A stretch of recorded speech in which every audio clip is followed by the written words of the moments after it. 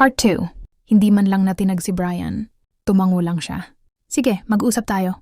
Lumingon siya sa akin, binigyan ako ng isang malambing at nakatutunaw ng ngiti na agad nagpabura ng panik ko. Huwag kang mag-alala, Ans. Magiging maayos ang lahat. See you later. Naglakad sila palabas ng booth. Iniwan akong nakatayo roon na walang kalaban-laban.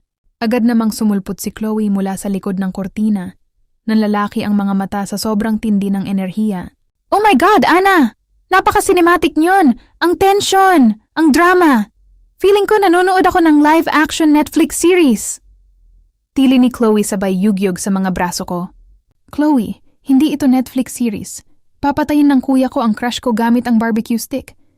Natataranta kong sabi habang pabalik-balik ang lakad sa loob ng maliit na booth.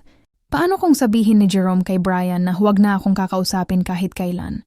Paano kung ma-realize ni Brian na hindi worth it ang drama na at i-ghost na lang ako? Girl, kumalma ka nga. Hinarap lang ng crush mo ang kuya mo nang hindi man lang kumukurap. Locked in na ang lalaking yan. Hindi yan naalis. Pagpapakalma sa akin ni Chloe. Pero hindi talaga ako mapakali, mga te. Sa sumunod na 30 minuto, naging pinakawalang kwentang jail booth volunteer ako sa buong kasaysayan. Aksidente kong naipatapon sa kulungan ang 3 inosenteng freshman at hinayaang makatakas ang 2 kriminal dahil ang utak ko ay okupado kung ano nang usapan ang nagaganap sa pagitan ng 2 pinakamahalagang lalaki sa buhay ko. Nang matapos ang shift ko ng 7 p.m., literal na tumakbo ako palabas ng booth. Umiilaw ang fairground sa neon lights at nagpapasabog ng malakas na rock music ang main stage, pero wala na akong pakialam sa lahat ng iyon. Kailangan kong mahanap sina Jerome at Brian. Hinalughog ko ang cafeteria area, ang grandstand, at ang mga game booths. Pero zero, mga te, wala. Sa huli, naglakad ako patungo sa mas tahimik at madilim na bahagi sa likod ng gymnasium ng paaralan, malapit sa lumang puno ng mangga. And doon, narinig ko ang mga boses nila. Alam mo naman kung gaano siya kahalaga sa akin, Jerome. Hinding-hindi ko gagawin ang kahit anong bagay na makakasakit sa kanya.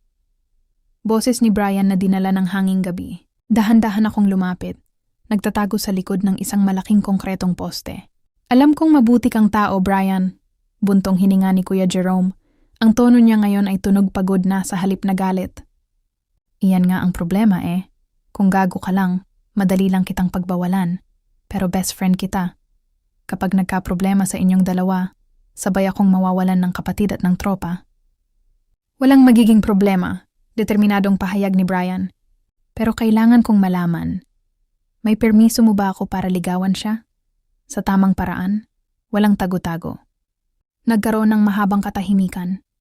Pinigil ko ang paghinga ko. Nag-aantay sa isasagot ni Kuya. Ang buong future love life ko ay nakasalalay sa nag-iisang pangungusap na, "To!" Huminga ng malalim si Kuya Jerome. Sige, pero sa ilalim ng isang kondisyon. Mas lumapit pa ako para marinig ang kondisyon. Pero sa kamalasan ng buhay, sumabit ang paa ko sa isang ligaw na bato. "Natrip ako, girl!" Tumagilid ako paharap at dire-diretsong sumubsob sa nakasalansang mga basurahang plastik na lumikha ng malakas na kalansing.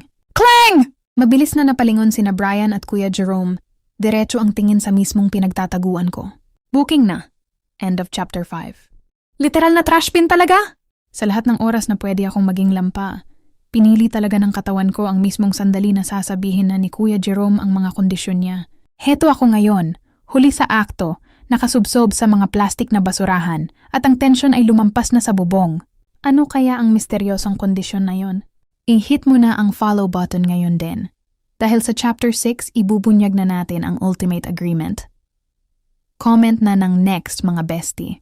Follow Story Corner for more narrated romance stories. New chapters every day.